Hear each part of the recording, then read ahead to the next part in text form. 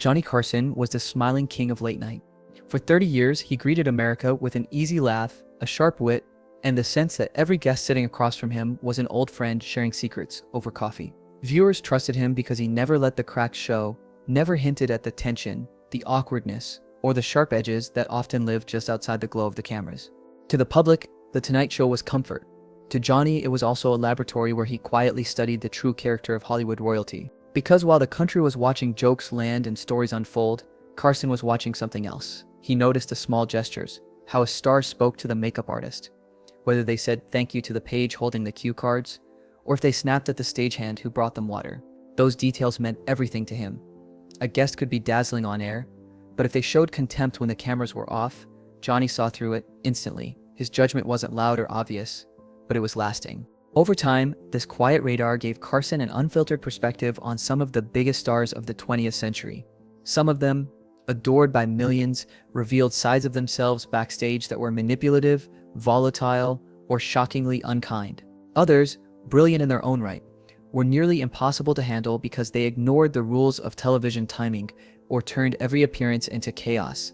And then there were those who broke Johnny's trust so completely that they vanished from his stage altogether. To the audience, it looked like the natural flow of bookings, but to insiders, it was Johnny quietly closing a door. This wasn't a tabloid list, and Carson never announced it. He didn't need to.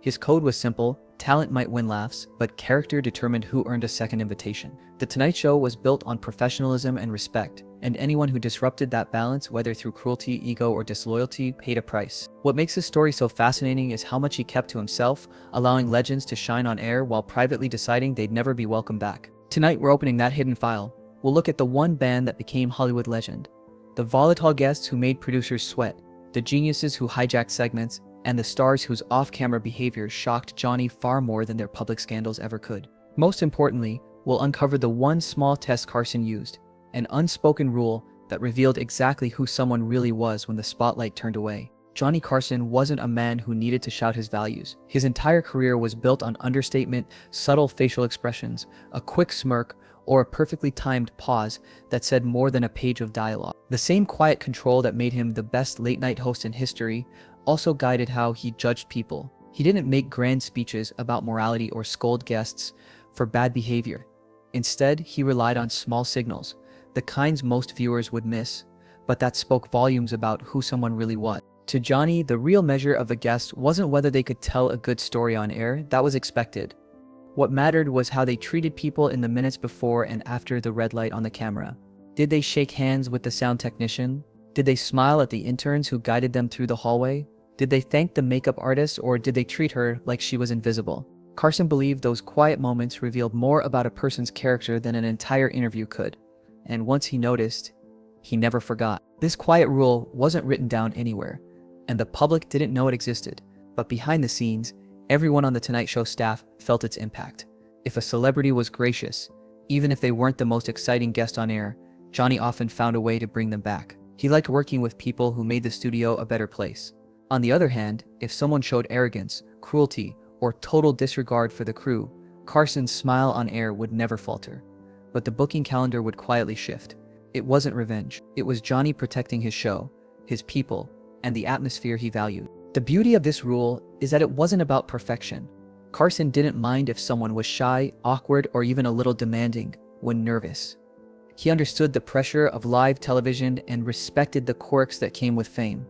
What he wouldn't tolerate was a pattern of disrespect. You could be a megastar, but if you treated the assistant fetching your water like a servant, Carson's radar picked it up instantly. And unlike tabloids that looked for scandals, Johnny looked for something far more simple and human: kindness, or the lack of it. This unspoken code became the compass that guided his private judgments for decades. To the audience, every show looked seamless. Glamorous stars, easy laughter, and effortless charm. But beneath the polish, Carson was keeping score in his own way, one moment at a time. And while fans at home had no idea, those tiny judgments shaped who returned to The Tonight Show year after year, and who quietly disappeared from Johnny's couch forever. Johnny Carson rarely made his private judgments public. He kept his opinions locked behind that famous poker face, letting guests shine for the sake of the show, even if he disliked them off camera.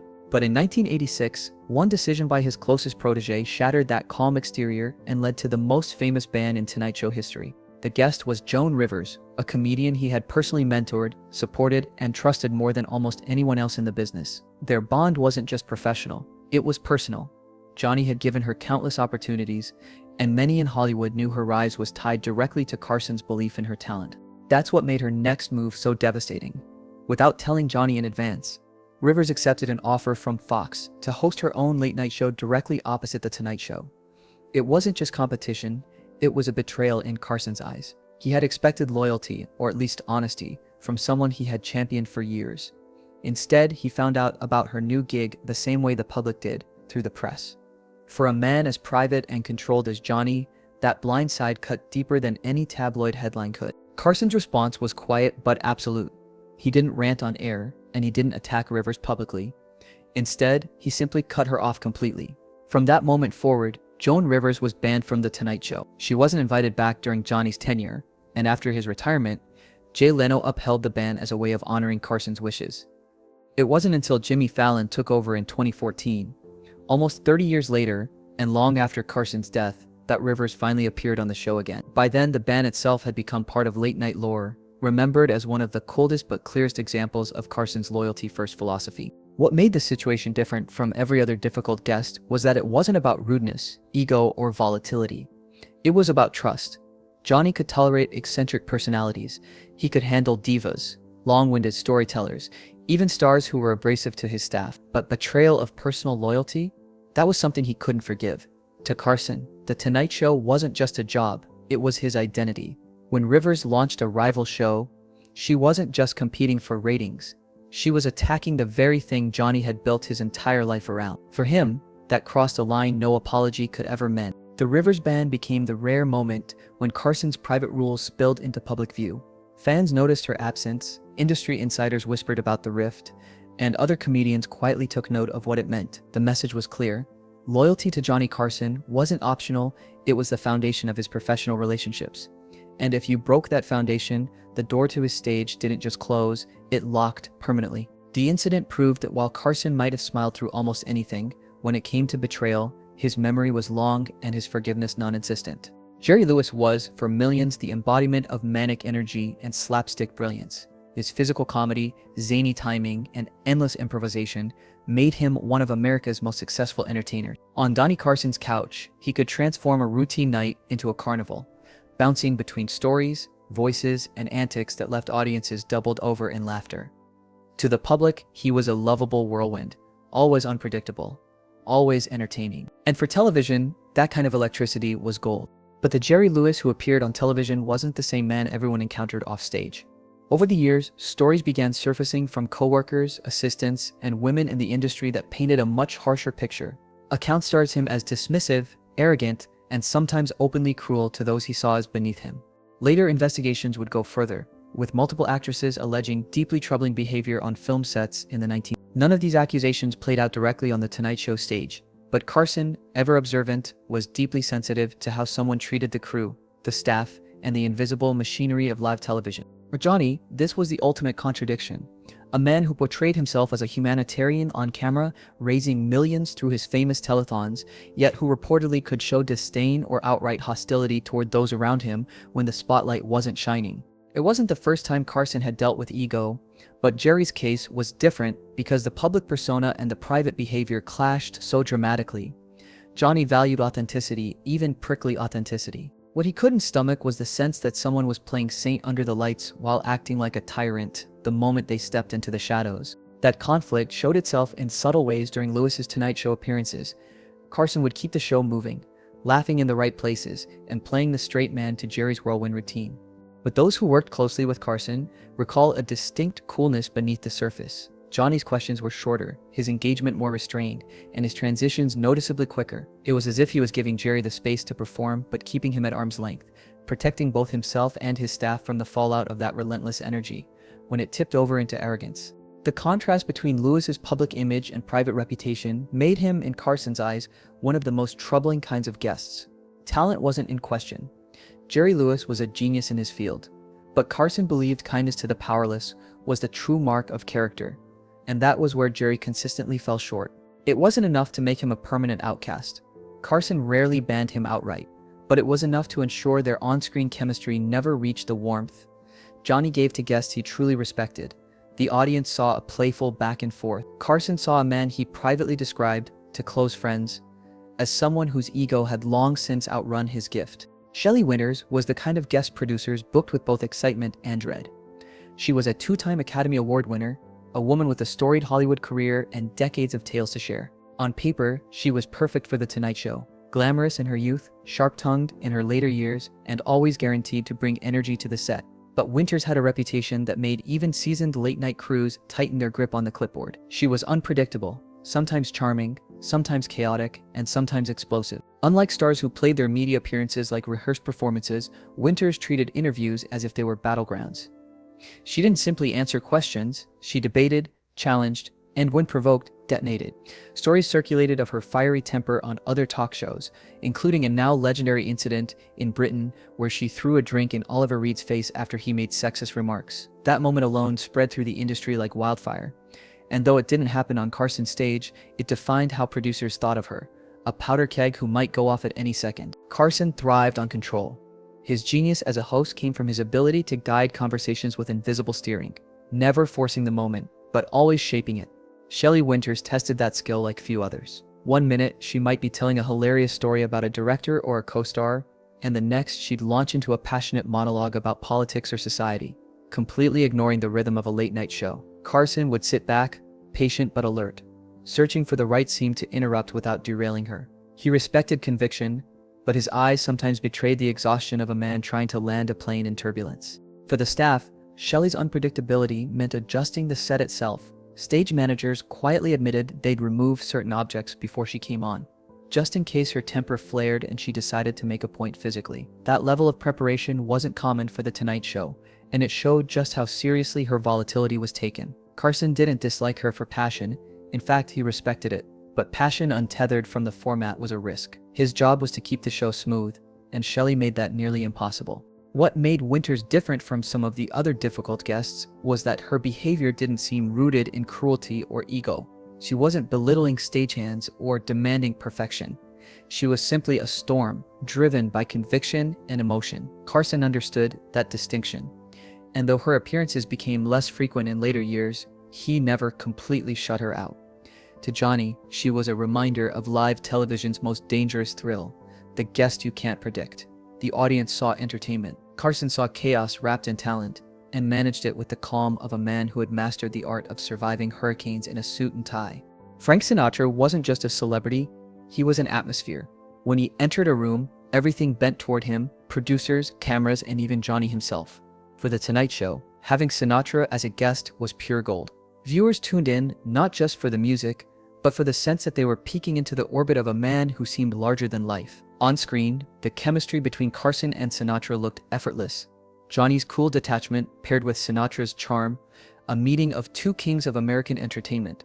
But off-screen, the experience was far more complicated. Sinatra was known for surrounding himself with an entourage, men who weren't typical showbiz handlers, but figures who carried themselves more like bodyguards. When Sinatra appeared on The Tonight Show, his team would spread out through the studio, creating an atmosphere crew members described as under surveillance. It wasn't hostile exactly, but it changed the energy of the building. Carson, who valued a relaxed, professional backstage environment, had little patience for the sense of intimidation that seemed to follow Sinatra wherever he went. There were also the stories of how Sinatra handled anyone he deemed unimportant. To Johnny, this was the most telling part of a guest's character. According to several staff accounts, Sinatra could be cutting with those who worked behind the scenes, floor managers, assistants, or stagehands who dared give him instructions. On one occasion in the early 1970s, a floor manager made the mistake of giving Sinatra the standard 3-minute warning before he went on air. Sinatra reportedly grabbed the man by the tie, pulled him close, and told him he would go on when he was ready. The shaken staffer did his job, but Carson, watching on a backstage monitor, was disturbed. For Carson, this kind of behavior was exactly the opposite of what he valued. He respected Sinatra's talent deeply. There was no denying the man's voice, presence, or contribution to American culture. But Johnny had always judged people by how they treated those with no power. Watching Sinatra belittle or intimidate staff, even in moments the public never saw, soured his admiration. On air, Carson remained the consummate professional, laughing at Sinatra's stories and keeping the interview moving. But afterward, his comments to close colleagues revealed his distaste. He saw Sinatra not as the charming icon America adored, but as a bully shielded by fame. That didn't mean Sinatra disappeared from the show altogether. His star power was too great, and The Tonight Show was still a business. But Carson quietly limited his appearances. Crew members recalled Johnny saying that once a year was more than enough. That was unusual. Carson rarely interfered with booking decisions, preferring to leave them to his producers. For him to set boundaries with Sinatra spoke volumes. It wasn't that Johnny hated him, it was that the man's presence came at too high a cost to the atmosphere Johnny worked so carefully to maintain. To Carson, talent alone was never enough. Respect for people mattered more. And when a star's gravity began to crush the dignity of those around them, Johnny silently pushed back. When Orson Welles appeared on The Tonight Show, it was never just another interview, it was an event. His booming voice, theatrical hand gestures, and encyclopedic recall of stories from old Hollywood and beyond turned even the simplest question into a performance. To audiences at home, it felt like a gift. Suddenly they were being transported into a world of magic, cinema, and history by one of the greatest storytellers who ever lived. But to Johnny Carson and his producers, those moments were as stressful as they were mesmerizing. Carson valued rhythm. He believed late-night television worked best when every segment was tight, polished, and perfectly timed. A 7-minute conversation, a clean transition to commercial, then back again with a new beat.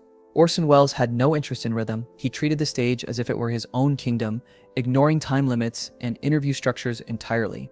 He might launch into a 25-minute story about his theater days or spin out an anecdote about meeting Churchill that wandered so far off track, the control room stopped bothering to flash time cues. For Carson, whose job was to keep the entire show on schedule, this was a nightmare. It wasn't just the clock that suffered.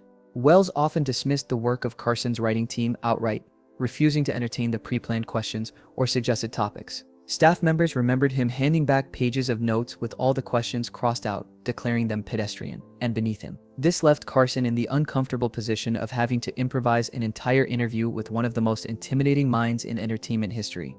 Knowing full well that Orson would steer the conversation wherever he wanted it to go, Carson could keep pace with anyone.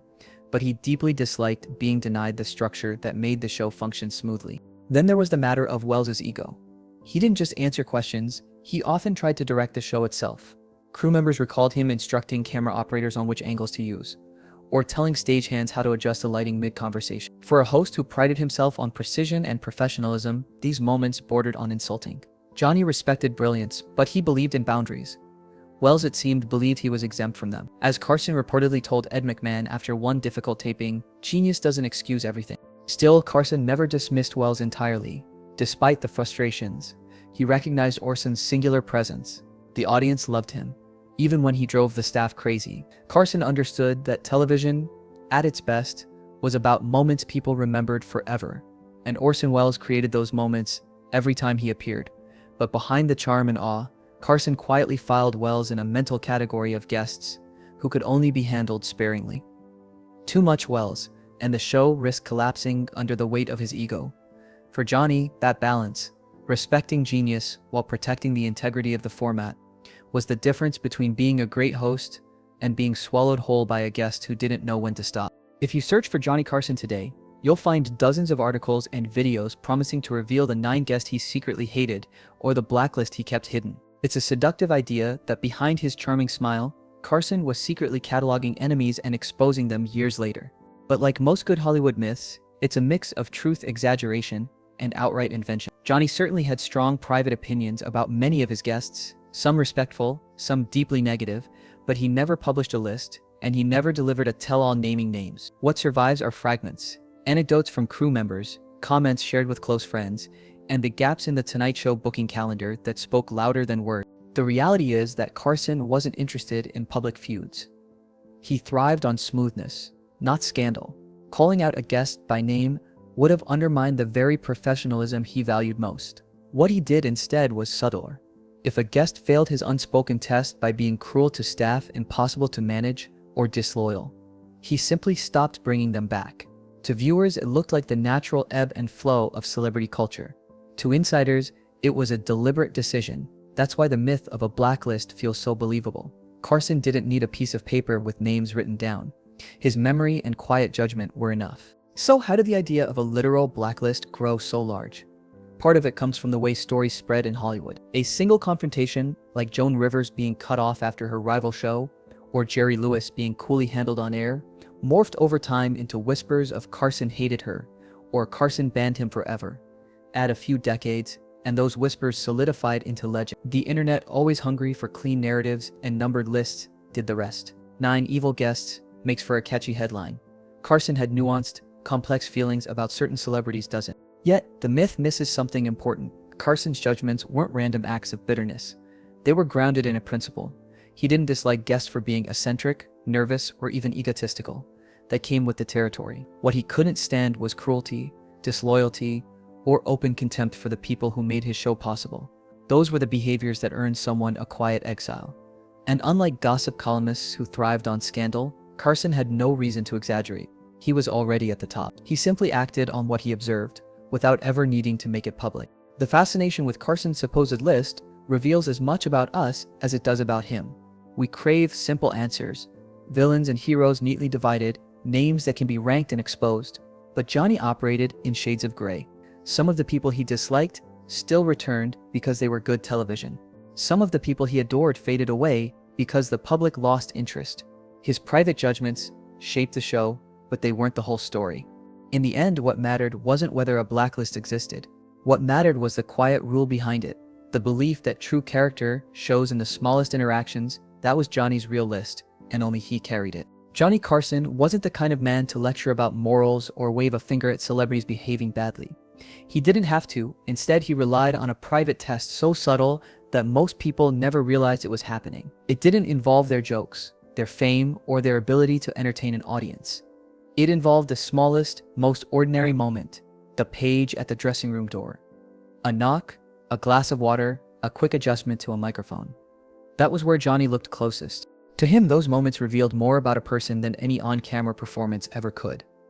If a guest paused, made eye contact, and said thank you, it told Johnny something essential about their character. If they snapped, barked an order, or acted as though the assistant wasn't even human, that told him something too. Something that stayed with him long after the cameras stopped rolling. Carson's genius wasn't just timing or wit. It was perception. He could see through the performance to the truth hiding in plain sight. Crew members would later say that Johnny could forgive almost anything except cruelty. Nervousness? Of course. Demands about lighting or sound? That was show business. But disrespecting the people who kept the show running was unforgivable. Carson knew those assistants, stagehands, and technicians by name. He valued their work, their loyalty, and their trust. When a guest insulted them, he took it personally. He might not confront the celebrity on air, but he quietly made a decision about whether they'd ever be invited back. This unspoken code explains why some stars appeared again and again on The Tonight Show, while others mysteriously vanished after 1 or 2 appearances. To the public, it looked like booking schedules and shifting trends. To insiders, it was Carson's invisible hand at work, rewarding those who passed his test and shutting the door on those who failed. He didn't need to rant or call out bad behavior in the press. His silence, his coolness, and his absence of invitations spoke louder than anything he could have said into a microphone. In the end, Carson's legacy isn't just about his ability to make people laugh. It's about the way he quietly upheld a standard of decency in an industry that often looked the other way.